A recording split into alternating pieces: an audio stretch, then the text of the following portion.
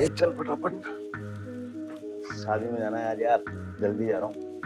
ठीक है भैया, शादी में जाना था आज।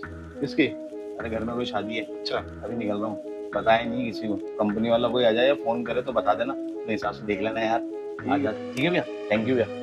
अब देख तू, अब तू गया बेटा। हेलो सर, देख लो ये लड़का निकल गया तुम्हारा। मेरे को बोलिए क्या, बताना मत। मैं बता रहा हूँ आपको, बोलना मत, आप मैंने बताया। ठीक है ना? हाँ करूँगा। A few moments later. क्या वापस आ गया? क्या हुआ दीपू भाई? अरे पता नहीं किसने अपनी ऐसी तैसी करा ली, मेरे बॉस को फोन कर दिया। अच्छा बोला आपका लड़का पता नहीं कहाँ है। है? फिर पता नहीं, एक बार हाथ में आ जाए ना साला, बता दूंगा उसको। बॉस को कैसे पता पड़ेगा मैं शादी में गया था? हाँ यार, एक बार हाथ में आन दे, रख बैग पीछे, नौकरी करनी पड़ेगी। हट।